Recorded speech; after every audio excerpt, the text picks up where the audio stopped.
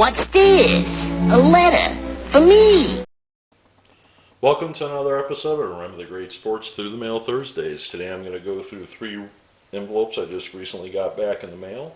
So let's just jump right into the first one, which is postmarked from New Jersey. And it is from former Chicago White Sox / Minnesota Twin catcher Glenn Borgmann on 1, 2, 3, and 4. So let me tell you about Glenn Borgmann and his career in Major League Baseball.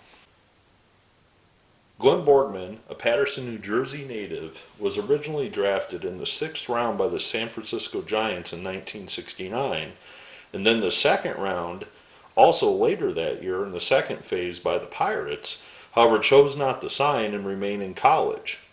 He transferred to the University of South Alabama, and a few years later was drafted in the 1st round, 9th overall, by the Minnesota Twins in the secondary phase of the draft.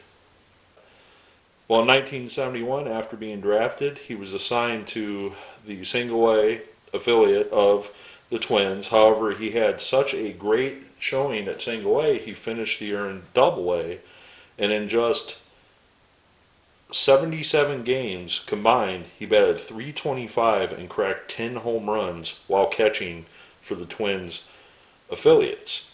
Well, in 1972, he would start out the year again in AAA for the Twins, but after posting a .336 batting average and hitting 12 home runs, the Twins decided to call him up on July 1st, 1972.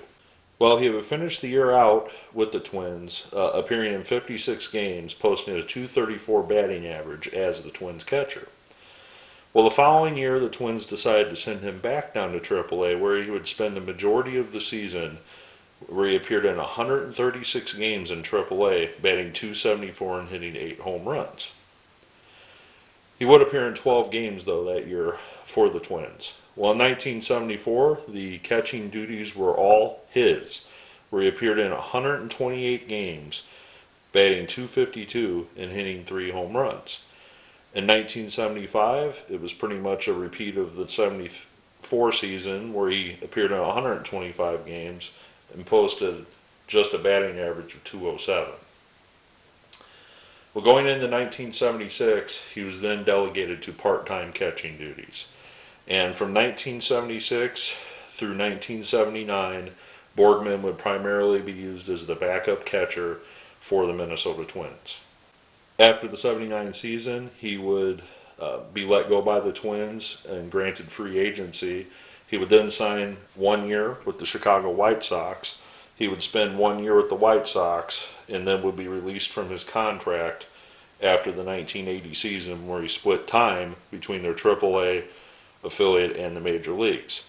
He would spend 1 more year in 1981 signing with the Cleveland Indians. However, he never got a call up to the major leagues, and after just appearing in 11 games in 1981, decided to retire from baseball. In total, Borgmann spent 9 years in the major leagues. He played for primarily the Minnesota Twins his entire career. So very, very happy to add Mr. Borgmann to the collection, and we'll move on to the next one. Alright, so this next one is postmarked from Arizona, and where would a video be without having an all-time Oriole card in it? And I got Mr. Larry Harlow back on the all-time Orioles Coke card, along with 2 other Orioles cards and a Senior League card. So, as many of you know, this is a combination of both Senior League and Orioles. I've been collecting a lot of those sets lately, so with this individual, I was able to hit 2 birds with 1 stone. So let me tell you about Larry Harlow. Larry Harlow was born in Colorado. He attended college at Mesa Community College, where he was signed as a free agent by the Baltimore Orioles in August of 1970. After signing with the Orioles, he would appear in 1971 for 57 games for the rookie ball affiliate, and from 1971 to 1975 would work his way up through the Orioles system as an outfielder, until 1975 when he was a late call-up in the 75 season, appearing in 4 games for the Orioles. Well, in 1976, he would spend the entire season appearing in 130 games for the Orioles AAA affiliate. And in 1977, he would spend the majority of his season in AAA, appearing in 93 games, but would get another call-up to the majors in 1977, where he would appear in 46 games, playing part-time roles in the outfield for the Orioles. Well, in 1978, he would actually get a full-time gig with the Orioles, where he would appear in 146 games for the Orioles, posting a .243 batting average and hitting a career-high 8 home runs. Well, in 1979, he would appear in 100 total games for the Orioles, and before he was traded to the Angels, because on June 5th, 1979, he was traded to the California Angels for Floyd Rayford. And I've actually featured Floyd Rayford on a channel before, getting him back through the mail. He spent 2 seasons with the Angels, 1980 and 1981. With the Angels in 1980, he appeared in 109 games and actually posted a .276 batting average. Well, after that season ended, Harlow decided to sign and go overseas and play in the Japanese Professional Baseball League for the Yakult Swallows for 1982. After just 1 season in Japan, Harlow would come back to the United States and sign a minor league deal with the San Diego Padres and sported a mustache. After his season in 1983 with the San Diego Padres not getting a call up to AAA, Harlow would then re-sign with the Baltimore Orioles, appearing in 30 games in their minor league system before calling it quits during the 1984 season. Harlow would retire from baseball, but would resurface, obviously, in the senior league a few years later, where he would play a season in the senior league, manning an outfield position for the Sun Sox. So, very, very happy to add Mr. Harlow to the collection. Another Japanese professional baseball player. He only played 1 season there, but very, very cool that he did do that. Also very happy to get another senior league card and another Baltimore Oriole all-time card signed. So moving on to the next one. Alright, so this final one is postmarked from Florida, and it is a former Puerto Rican star, Felix Millan. On 1, a senior league card makes 2, another senior league card makes 3, and a 4th Topps card from his Mets playing days makes 4. So Felix Millan, or Felix the Cat Millan, I actually talked about him as he was an honorable mention in my all-time Halloween team video. So if you get a chance, definitely check that out. I'll link it down here at the bottom. But Felix the Cat Millan, let me tell you about him and his career in baseball. Felix Millan, the Puerto Rican native, actually signed originally at 20 years old with the Kansas City Athletics.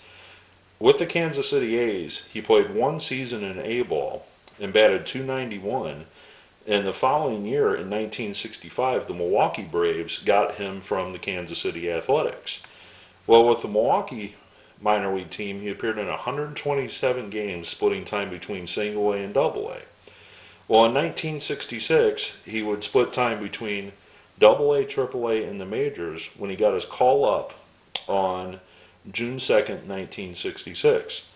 Millan would appear in 37 games that year for the Atlanta Braves, making his major league debut in his first year in the majors.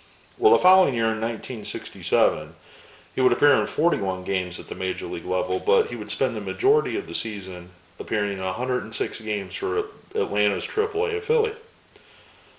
Well, the following year, in 1968, the job was all but his, and he was the starting infielder for the Braves, appearing in 149 games, posting a .289 batting average that year for the Braves. Well, in 1968,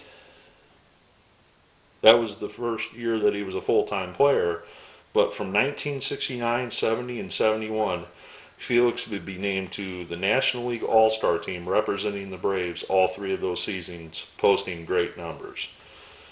He would spend one more year at the Braves in 1972, but after the season ended, the Atlanta Braves decided to trade him to the New York Mets for then pitchers Danny Frizella and starter Gary Gentry. So this is how Gary Gentry became an Atlanta Brave. Well, with the Mets, he continued his starting role, appearing in 153 games in 1973, followed that up by 136, 162, and 139 in 1976. In 1977, this would be his last year in the major leagues, and this is kind of a unique situation of why it was his last year in the major leagues. Well, in August of 1977, he actually got into an incident with then catcher of the Pirates, Ed Ott. There was a confrontation at second base. Felix actually threw a punch to Ed, and Ed decided to take it WWE style or WWF style, I guess at that time, to Felix and more or less picked Felix up off the ground and basically he took Felix, put him over his knee, and kind of cracked him, would be the best way I could put it, or slammed him. And after Felix and this altercation, happened, this severely injured Felix's shoulder, and he basically was done playing as a major league player. As a result of this, the Mets decided to let him go, and with this being said, Felix decided to go to the Japanese Central League after he was in the major leagues. He joined the Yokohama Taiyo Whales in 1978 after the Whales bought his contract from the Mets, and he played alongside fellow American Skip James. After one season, going into the 1979 season, his second year, he led the league batting .346 in the Japanese Professional Baseball Central League. In 1980, he wasn't able to follow up with that magic, and he was actually eventually released in the 1980 season from his Japanese professional baseball team. So one thing that I want to point out about Felix is this. This is somebody that in the modern era of baseball, the best way to describe him is he was a contact slap hitter. He holds one of the best at-bat to strikeout ratios in modern baseball history, having struck out once every 23 at-bats. To put that in comparison, okay, I'm going to share these numbers with you as I have his stats pulled up right in front of me. In his entire 12-year major league career, okay, this is 12 years, obviously he had a couple up and down seasons, he only struck out 242 times his entire 12-year career. There are guys nowadays that strike out over 200 times in a season, okay? This guy spent 12 years in the majors and only struck out 242 times. That is an amazing stat. In addition to, having that amazing strikeout ratio, he also won 2 Gold Gloves, and as I mentioned, was a 3-time All-Star. Now, his batting practices also translated in his Japanese baseball, where he only struck out 52 times in over 1,100 at-bats in Japanese baseball. So, this is one of those hard-working middle infielder types, was a good glove guy, was a good slap hitter, just one of the best, at his position for a long time. It's kind of unfortunate what happened, how his baseball career ended. That's more something of an injury that a professional wrestler might get, not a second baseman that is a glove specialist.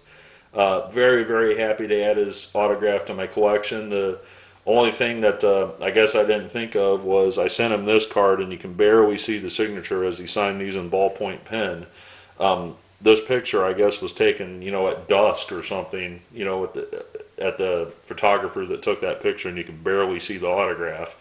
But at least he signed in ballpoint across the point where it's the most visible, if you look at it that way. This one's kind of hard to see as well, but it is signed. But these two on this side definitely look really nice because they're lighter colored cards. So very, very happy to add Felix to the collection.